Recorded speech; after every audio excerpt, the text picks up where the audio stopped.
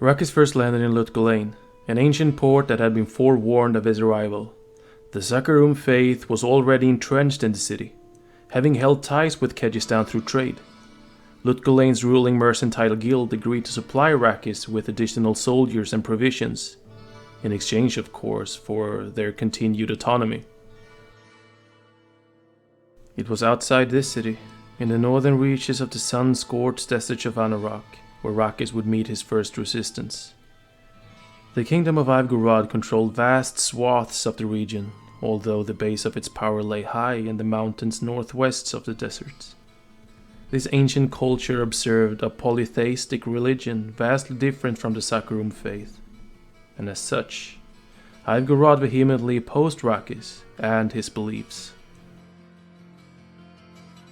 Across the dunes of Aranak, the two sides clashed in a series of somewhat one-sided engagements. The Kyrgyzstani forces, masters of warfare in open terrain, ultimately crushed their adversaries, thereby shattering Ivgorod's hold of the land. In fact, the victory was so total that the kingdom would never again reclaim the deserts. Be that as it may, Ivgorod remained a constant thorn in Rakkis' side as he passed over the western Timon mountain range. It was there that the Kyrgyzstani soldiers constructed East Gate Keep, a fortified outpost to defend against their enemies' counterattacks.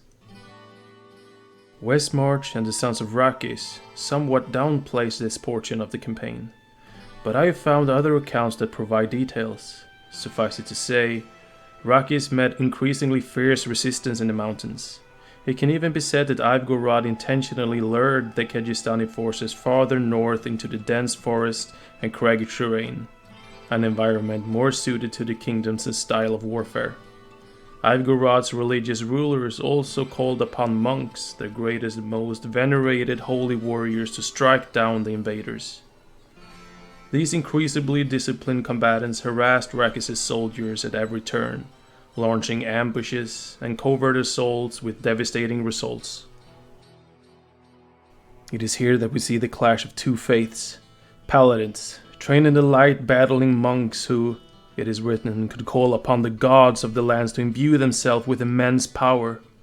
This was a battle we in modern times have never truly witnessed.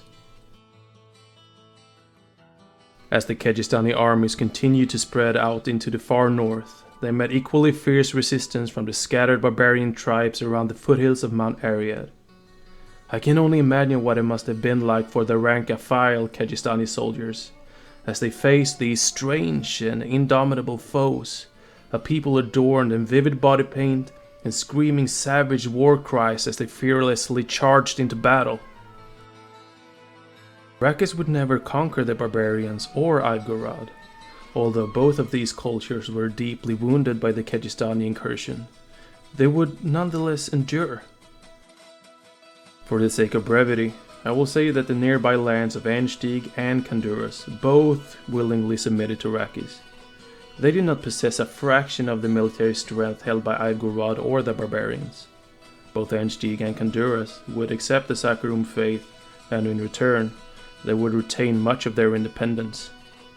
But it was in the south where Rakkis would find his greatest success.